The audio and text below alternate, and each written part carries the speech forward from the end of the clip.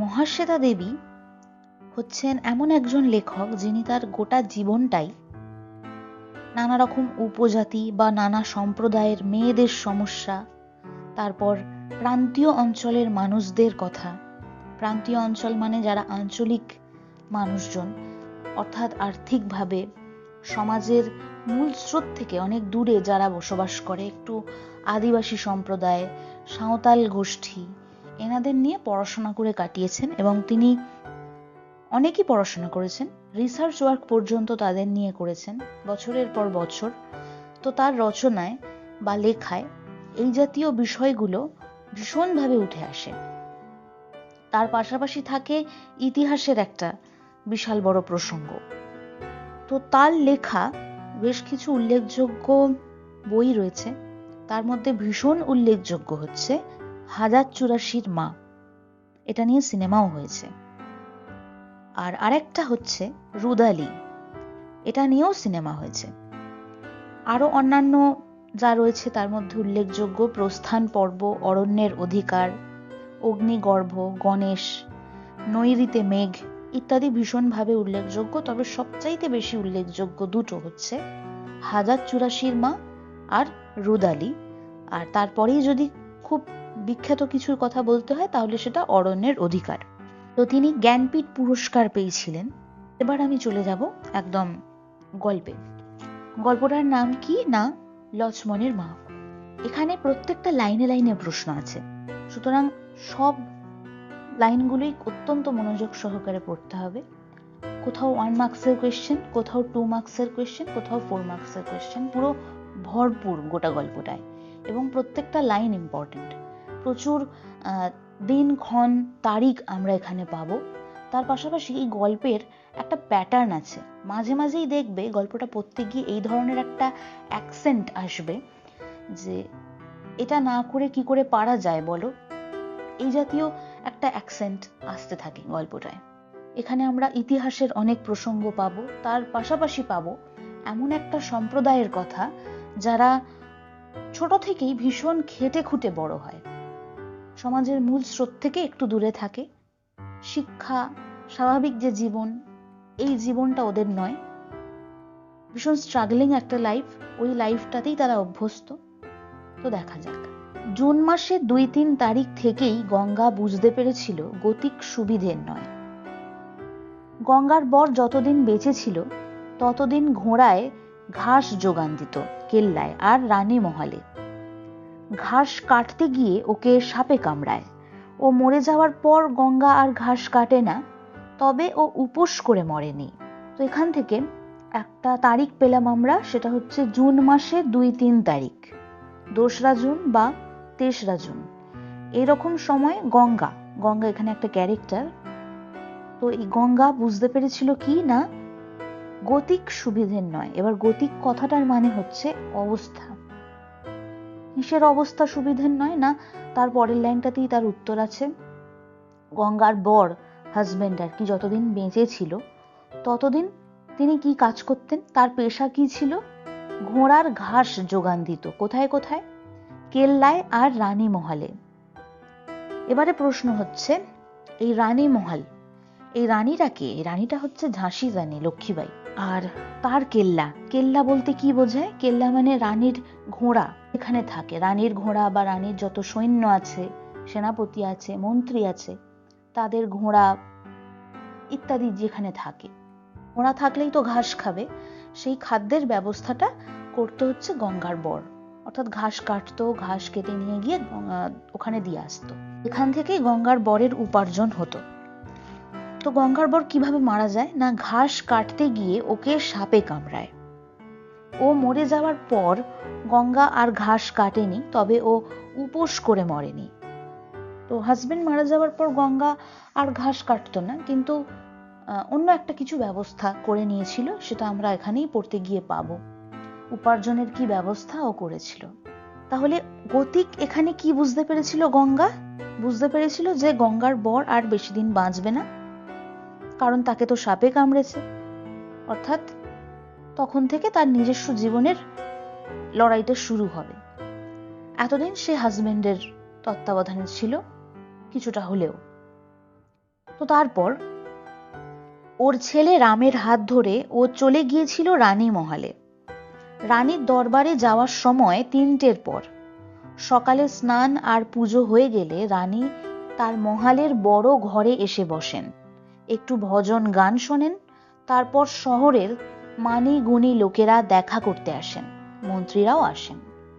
রানী বসেন চৌকিতে, পাশে বসে দামোদর ওর ছেলে। যে দেখা করতে আসে সে সামনে এটা ওটা উপহার রাখে।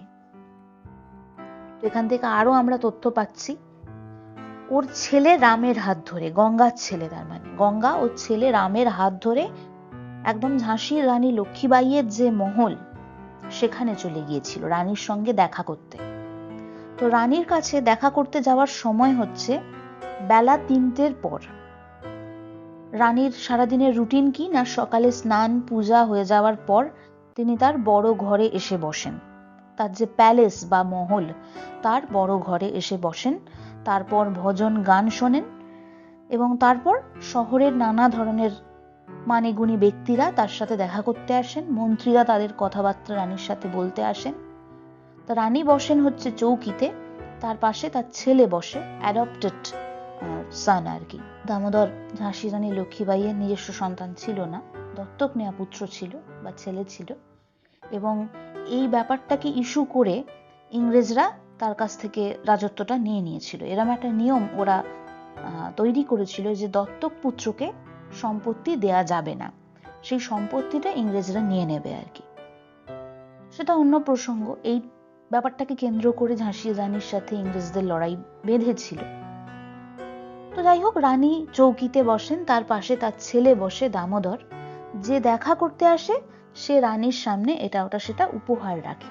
অবশ্যই রানী বলে কথা, তার কাছে তো আর ফাঁকা হাতে আসা যায় না।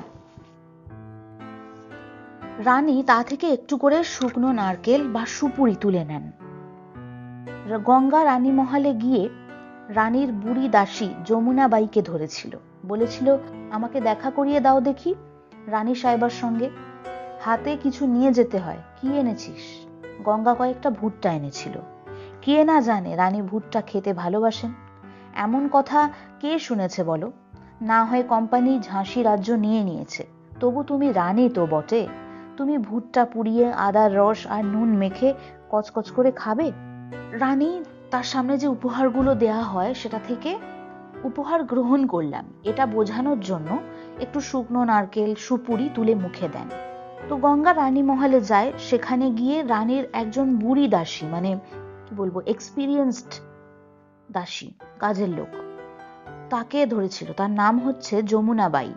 গঙ্গা যমুনাবাইকে বলেছিল আমাকে তোমাদের রানী সাহেবার সাথে দেখা করিয়ে দাও। তো যমুনাবাই তার উত্তরে বলে রানীর কাছে যেতে গেলে হাতে করে কিছু নিয়ে যেতে হয়, তো তুই কি এনেছিস? তো গঙ্গা কয়েকটা ভুট্টা এনেছিল। এখান থেকে একটা তথ্য পাচ্ছি যে রানী ভুট্টা খেতে ভালোবাসেন।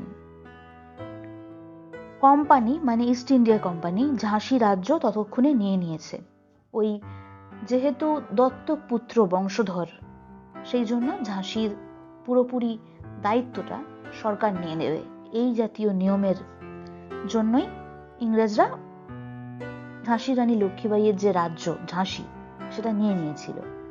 কিন্তু হাজার হলেও তুমি রানী, এবার রানী মানে এত বড় মানুষ, সে কিনা সাধারণ মানুষের মতো ভুট্টা খাবে, এই ব্যাপারটা মেনে নিতে একটু অসুবিধে হয় সাধারণ মানুষের। ঠিক অনেকটা আমাদের সেলিব্রিটি সম্পর্কে যে ধরনের ধ্যান ধারণা থাকে, আমাদের মানে অনেক মানুষের থাকে, সবার থাকে না, কিন্তু তারাও সাধারণ মানুষ, তারাও আমাদের মতো এমন অনেক সাধারণ খাবার খায়, বরং তারা আরো সাধারণ খাবার খায়।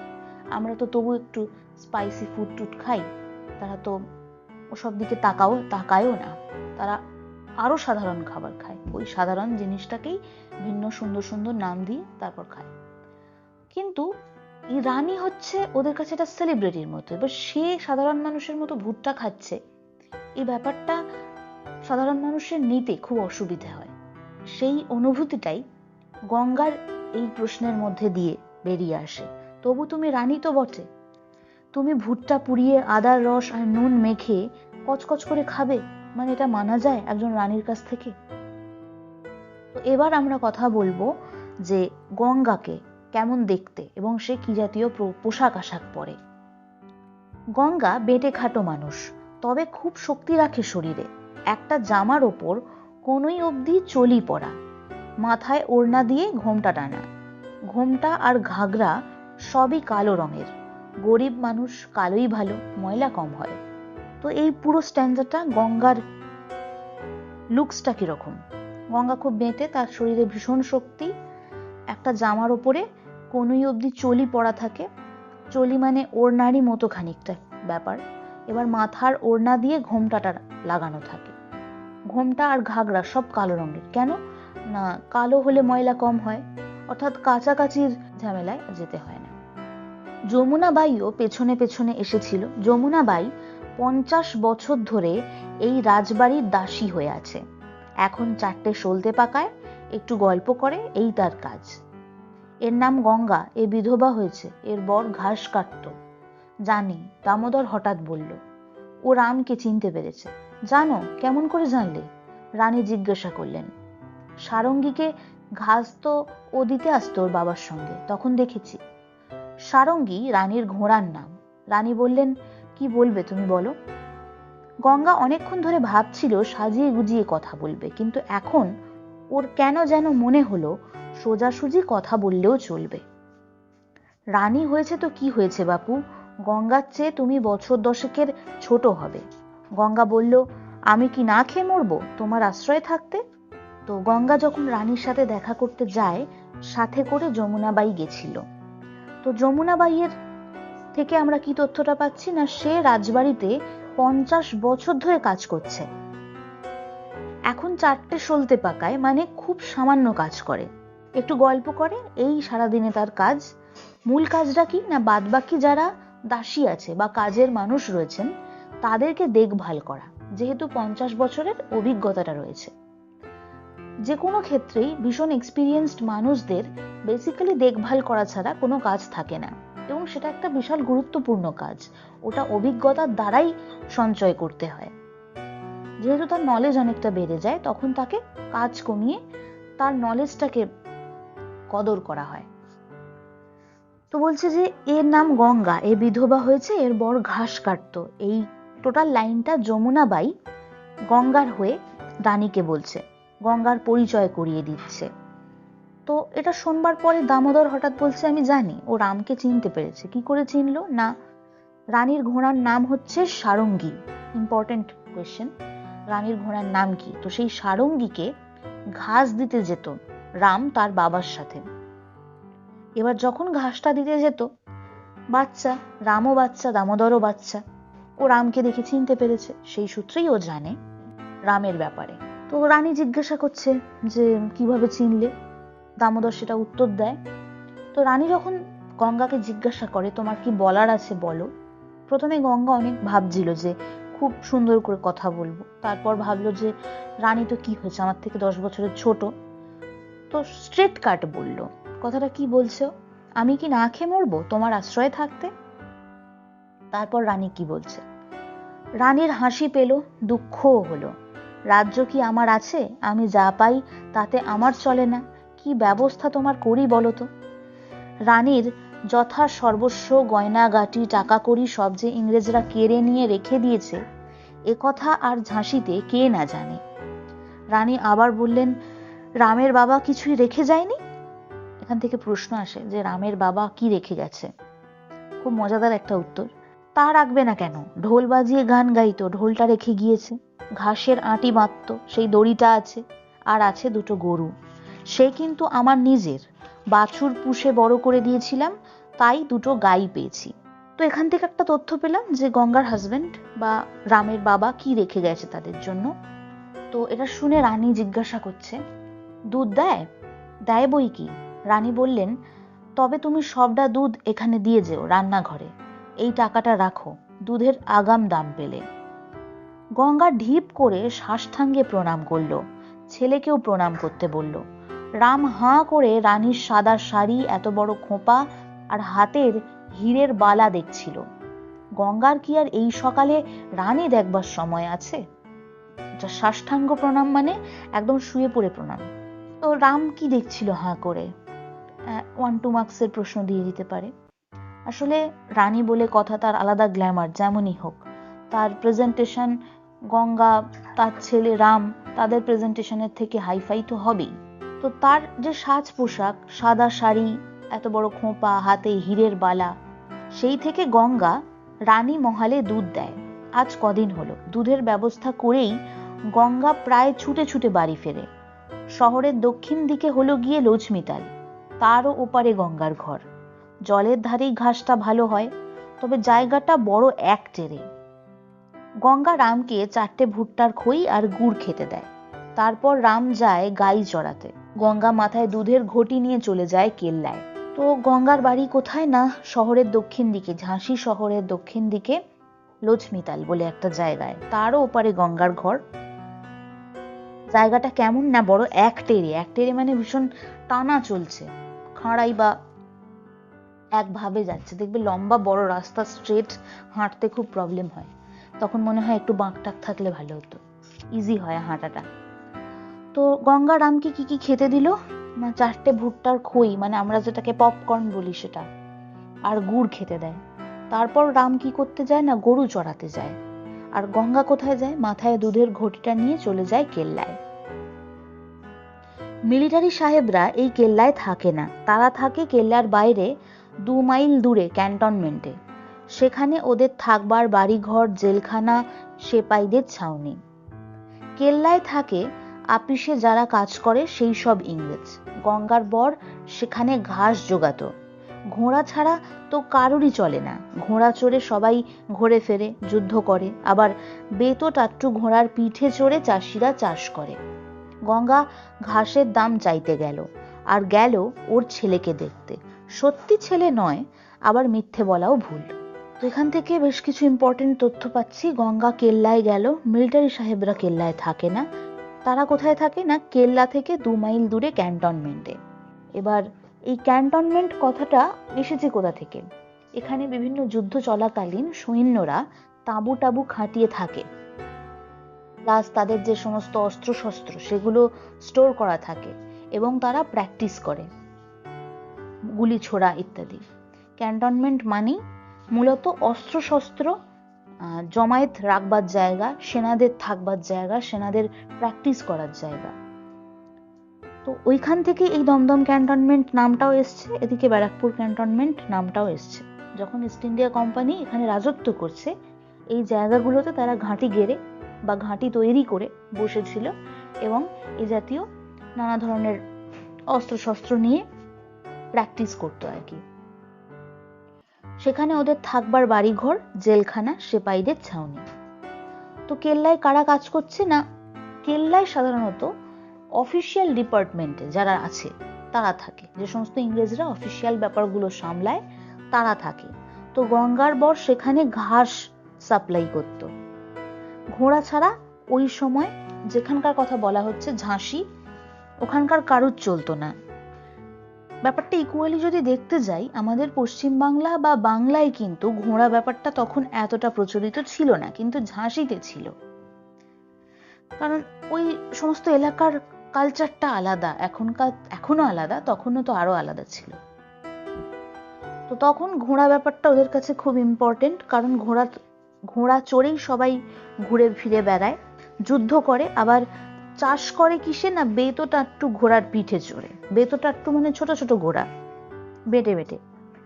তো সেখানে গঙ্গা ঘাসের দাম চাইতে গেল, আর কি করতে গেল, এইবার গল্পের আর একটা ইম্পর্টেন্ট পার্ট, সেটা হচ্ছে ওর ছেলেকে দেখতে গেল। গঙ্গার তো ছেলে আছে, রাম, তাহলে এটা আরেকটা ছেলের কথা বলা হচ্ছে। সত্যি ছেলে নয়, আবার মিথ্যে বলাও ভুল।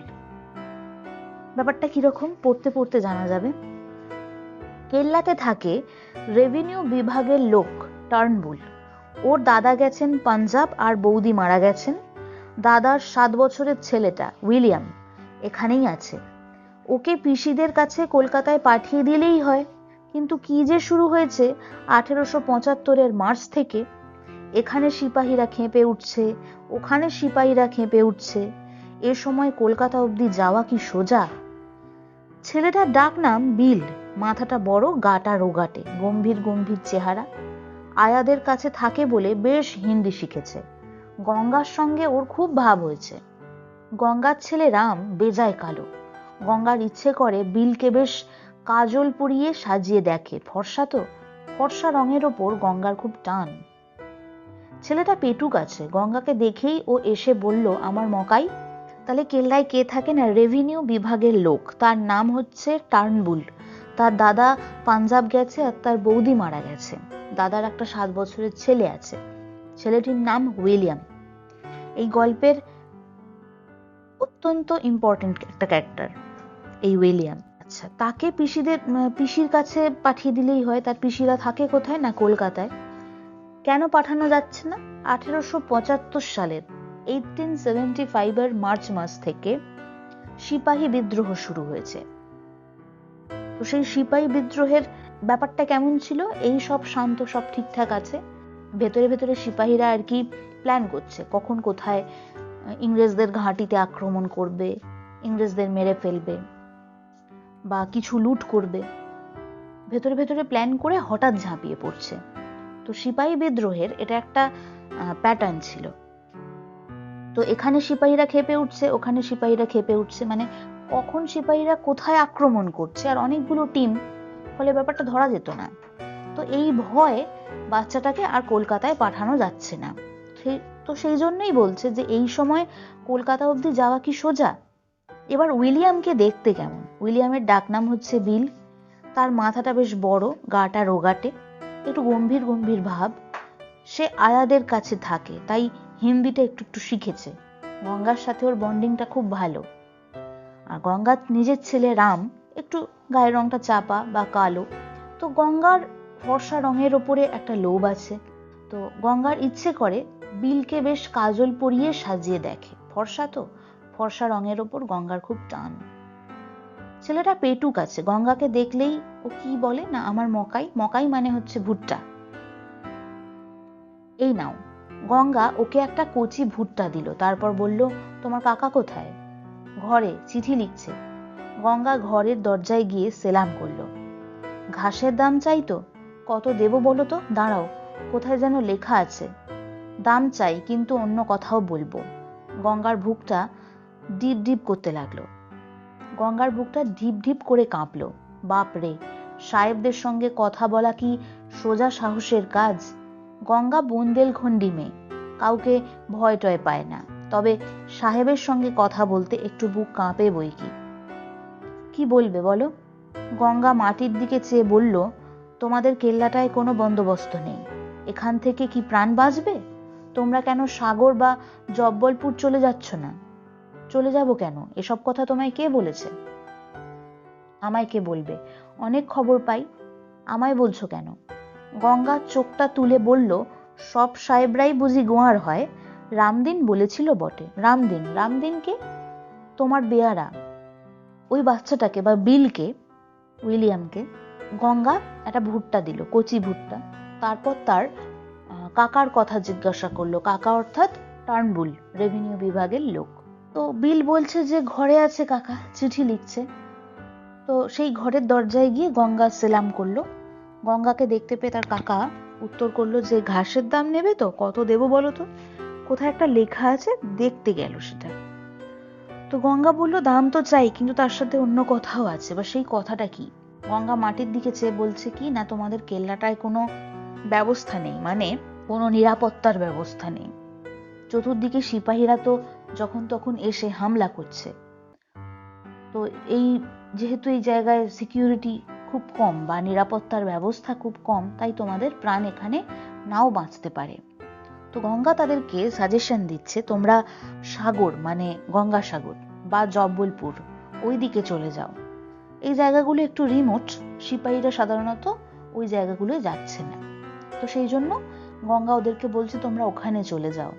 এখানে একটা মজা কি, সিপাহীরা কেন বিদ্রোহ করছে না, ইংরেজরা ভারতীয়দের ওপরে জেঁকে বসেছে, সেই জন্য বিদ্রোহ করছে।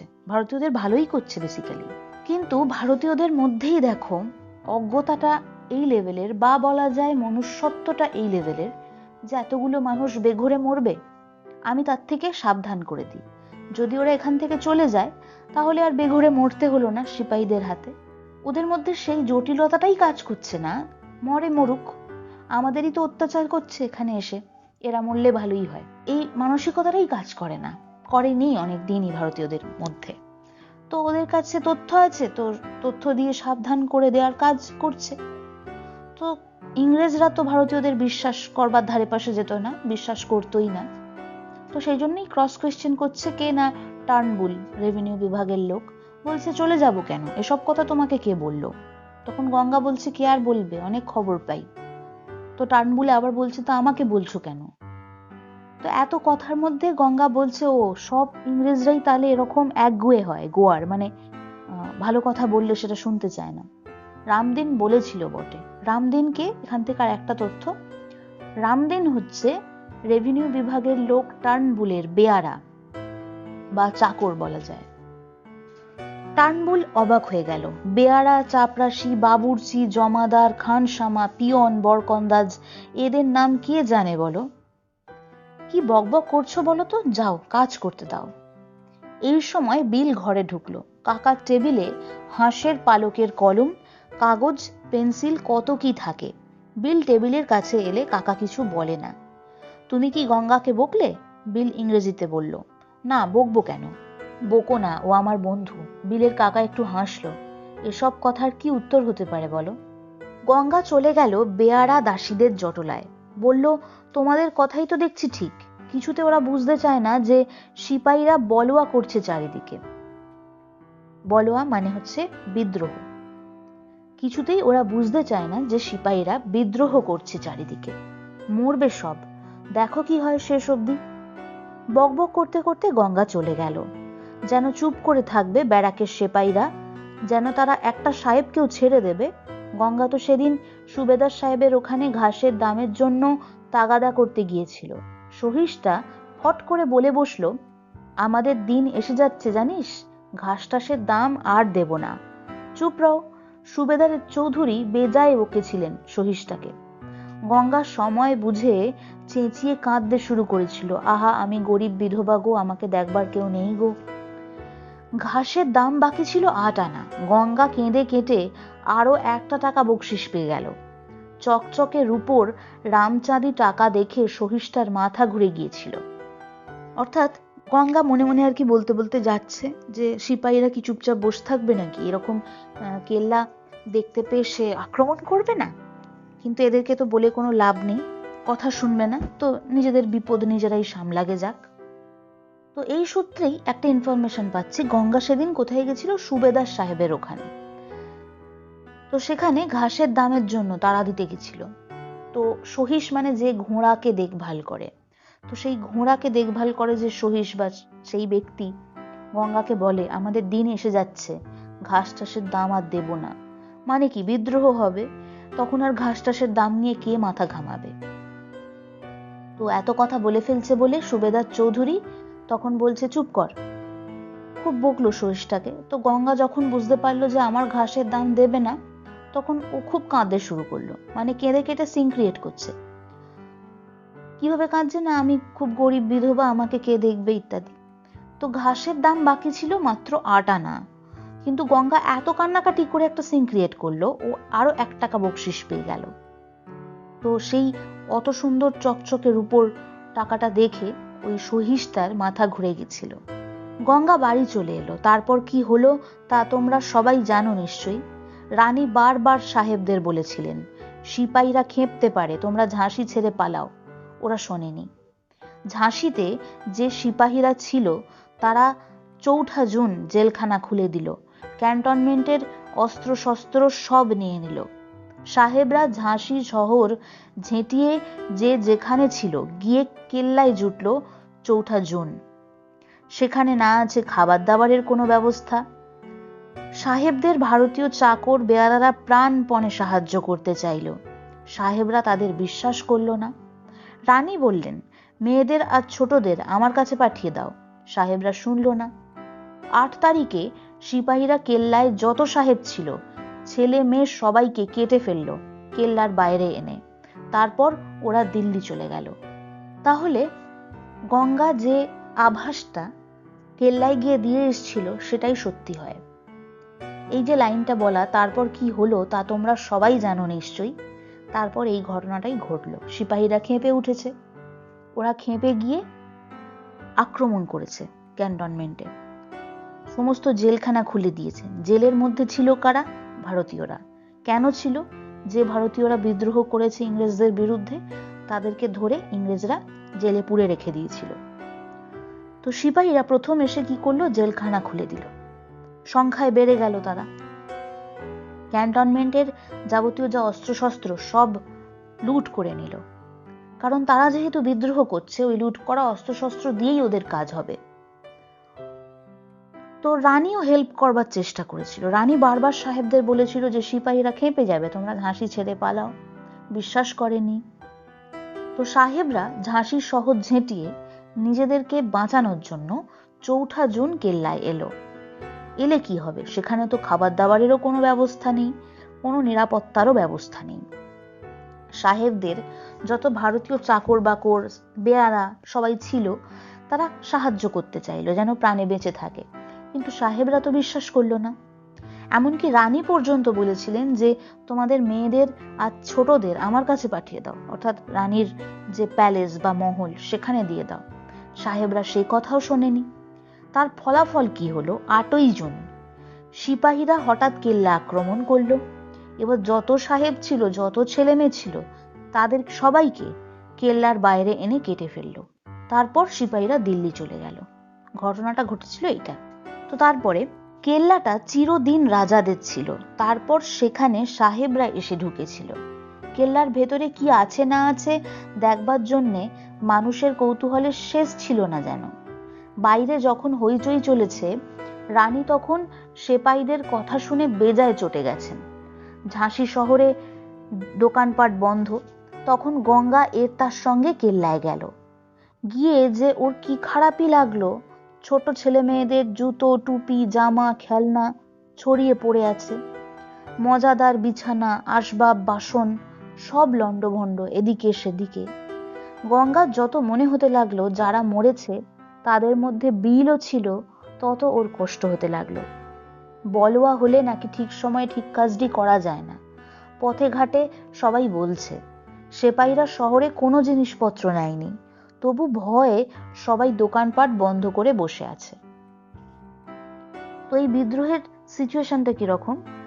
মানুষের একটা কৌতূহল ছিল যে কেল্লার মধ্যে আছেটা কি। কেল্লাটা আগে রাজাদের ছিল, মানে যারা ওই শহর, ঝাঁসি শহর শাসন করেছে তাদের ছিল। তারপর সেখানে সাহেবরা এসে আক্রমণ করলো, সাহেবরা সেই কেল্লা দখল করে নিল, সাহেবরা বসবাস করতে শুরু করলো। তো স্বাভাবিকভাবেই যারা সাধারণ মানুষ তাদের একটা কৌতূহল ছিল যে কেল্লার মধ্যে কি আছে না আছে একটু দেখবো। তো যখন বাইরে হইচই চলছে, তখন এই সাধারণ মানুষগুলো কেল্লার মধ্যে, ততক্ষণে তো মারামারি কাটাকাটি সব হয়ে গেছে, সবাই আর কি কেল্লার মধ্যে ঢুকে কি আছে না আছে একটু কৌতূহলটাও মিটিয়ে নিচ্ছে এই সুযোগে। তো বাইরে যখন হইচই চলছে, তো সিপাহীরা এরকম এত ভায়োলেন্ট হয়ে গেছে এবং ছেলে মেয়ে বাচ্চা সবাইকে ধরে ধরে কেটে ফেলেছে। এটা তো অত্যন্ত নৃশংসতা। এই নৃশংসতাটার কথা শুনে রানী খুব রেগে গেছিলেন। তো ঝাঁসি শহরে তখন দোকানপাট সব বন্ধ, কিন্তু গঙ্গা তখন তার সাথে কেল্লায় গেল। তার যাওয়ার পেছনে একটা কারণ ছিল। উইলিয়ামের প্রতি বা বিলের প্রতি, বাচ্চা ছেলেটার প্রতি তার একটা ভেতরে টান ছিল। তো যতই ও কেল্লার মধ্যে ঢুকতে লাগলো, ওর বারবার মনে হতে লাগলো যে যারা মারা গেছে তার মধ্যে বিলও আছে, তত ওর কষ্ট হতে লাগলো। তো বিদ্রোহ হলে ঠিক সময় ঠিক কাজ করা যায় না, কারণ বিষয়টা ভীষণ এলোমেলো হয় আর তাড়াতাড়ি ভাবে হয়। তো সবাই ভয় পেয়ে কি করেছে না, দোকানপাট বন্ধ করে দিয়েছে। কিন্তু সেপাহীরা কোনো জিনিসপত্র নেয়নি, কারণ ওই জিনিসপত্রের লোভ সেপাহীদের ছিল না। ওদের মেন কাজই হচ্ছে ইংরেজদের সাথে ঝামেলা করা। গঙ্গা এ কথা সে কথা ভাবছে, এমন সময় শুনতে পেল, গঙ্গা, বিল তুমি এখানে? আয়া আমাদের এই ঘরে বন্ধ করে রেখে চলে গেছে। এখানে থাকলে কেউ বুঝতে পারবে না, তাই আছি আমি। আয়ার খুব বুদ্ধি, তাই না? গঙ্গা ঘরের শেকলটা খুলল। এখন কি করবে গঙ্গা? কেমন করে ওকে বাঁচাবে? ওকে ফেলে রেখে পালিয়ে যাওয়ার কথা গঙ্গার একবারও মনে হলো না। বিল, আমার সঙ্গে চলো। কোথায়? কথা বলো না, একটা কথাও বলো না, চলো দেখি। গঙ্গা ওকে পিঠের সঙ্গে দড়ি দিয়ে বাঁধলো। তারপর তার মাথা ঢেকে, শরীর ঢেকে, নিজের মাথা ঢেকে চাদর মুড়ি সুড়ি দিয়ে নিয়ে কেল্লা ছেড়ে বেরোলো। ভাগ্যি দোকানপাট বন্ধ, শহরের রাস্তা নির্জন। সাহেবরা যে চলে যাবে, সেপাইরা এক এক জায়গায় এক একজনকে রাজা করবে, এ কথা তো গঙ্গা সেই কবে থেকেই শুনছে। বিল তো সাহেবদেরই ছেলে, সে ছেলেকেই বা গঙ্গা বাঁচাতে যাচ্ছে কেন?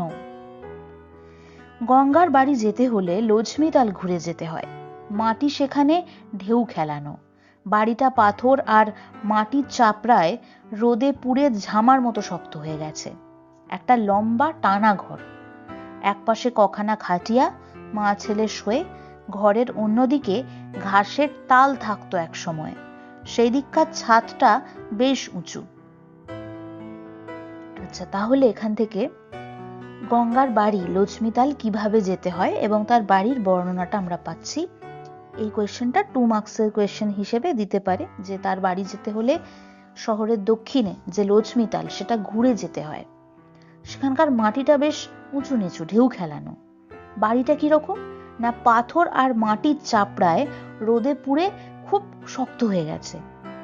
একটা লম্বা টানা ঘর আছে, একপাশে কখানা খাটিয়া আছে, সেটাতে মা আর ছেলে শোয়ে। ঘরের অন্যদিকে একসময় ঘাসের তাল থাকতো, ঘাসের তাল মানে অনেক ঘাস একসাথে থাকতো, ঘাসের স্তূপ। তো সেদিককার ছাদটা একটু উঁচু। তো মেনলি গঙ্গা করলোটা কি তাহলে? বিলকে খুব ভালোভাবে মোড়ালো নিজের সাথে, মুড়িয়ে টুড়িয়ে। শহরের রাস্তা তো ছিল নির্জন। ও আগে পিছে কিছু ভাবনা চিন্তা না করে শুধু ভাবলো বিলকে কি করে বাঁচিয়ে রাখবে। বিল যখন বেঁচে আছে, সুতরাং তাকে বাঁচিয়ে রাখাটা ইম্পর্টেন্ট। তো বাঁচাবে এই মেন্টালিটি নিয়ে ও যা কিছু করে ওখান থেকে বিলকে নিয়ে বেরিয়ে গেল। তো এখানে একটা বড় প্রশ্ন, বিল তো সাহেবদেরই ছেলে, সেই ছেলেকেই বা গঙ্গা বাঁচাতে যাচ্ছে কেন? এই লাইনটা তুলে যদি প্রশ্ন দেয়, এই উত্তর এখানে নেই। কিন্তু উত্তর কি হবে? প্রথমত তো বিষয়টা হচ্ছে মনুষ্যত্বের বিষয়। একজন মানুষ আর একজন মানুষকে মৃত্যুর মুখে কি করে ফেলে দিতে পারে, সে যেই হোক না কেন। দ্বিতীয়ত, গঙ্গা কিন্তু উইলিয়ামকে নিজের ছেলের থেকে কম ভালোবাসতো না। কাজেই যখন সে দেখলো যে বাচ্চাটা বেঁচে আছে, তো স্বাভাবিকভাবেই গঙ্গা চাইবে যাতে ওকে আরো বাঁচিয়ে রাখা যায় বা ভালো রাখা যায়। তো গঙ্গার কাছে সেই মুহূর্তে যে পথটা খোলা ছিল বাঁচিয়ে রাখবার, গঙ্গা সেটাই নিয়েছে। এখান থেকে আমরা একটা ইমোশনাল ইন্টেলিজেন্সের পরিচয় পাচ্ছি, অর্থাৎ এমন বুদ্ধি যা আবেগের জায়গা দিয়ে চালিত হয়। বিপদের সময় আমাদেরকে এই বুদ্ধিটার অবলম্বন নিতে হয় বা অটোমেটিক্যালি আমরা নিয়ে ফেলি। এই দিকটাই কাজ করে। কি কাজ করে না, ইমোশনাল ইন্টেলিজেন্স কাজ করে বা আবেগজাত বুদ্ধি। এই লাইনটা থেকে যদি প্রশ্ন আসে, তখন এই পয়েন্টটাকে একটু বলতে হবে। গঙ্গার কাছে এই সময় ঠান্ডা মাথায় চিন্তা ভাবনা করার সময় ছিল না। ও তৎক্ষণাৎ মাথায় যা এসছে সেটা করেছে এবং ওকে এই বুদ্ধিটা সাপ্লাই দিয়েছে তার আবেগ। এখন সেদিকে গাই দুটো থাকে আর বাছুর, মাঝে কাঠের বেড়া দেওয়া, ঘরের এক কোণে রাধার উঠোন, নাওসা তাতে বসানোই থাকে। এখন গরমকাল, রাতে গঙ্গারা বাইরে শোয়। ঘরের চালে দড়ি দিয়ে ওদের শীতের কম্বল কখানা, দড়ি, বস্তা, দুটো পেতলের হাঁড়ি, সর্বস্ব ঝোলানো। তো আগে যেখানে ওই যে বলল ঘাসের তাল থাকতো এক সময়, ওদিককার ছাদটা উঁচু। ওই দিকটায় ওদের একটু গাই থাকে, দুটো গরু থাকে আর বাছুর থাকে। মাঝে কাঠের বেড়া দেয়া, দুটোর মধ্যে একটা বেড়া দেয়া আছে। ঘরের এক কোণে রান্না করবার উনুন আছে। নাওসা তাতে বসানোই থাকে। এবার নাওসা হচ্ছে এক ধরনের বড় কড়াই, যেটা উনুনের সাথে অ্যাটাচড। তো গরমকালে গঙ্গারা রাতে বাইরে শোয়। ঘরের চালে দড়ি দিয়ে ওদের শীতের কম্বল কখানা, দড়ি, বস্তা, দুটো পেতলের হাঁড়ি, সর্বস্ব ঝোলানো।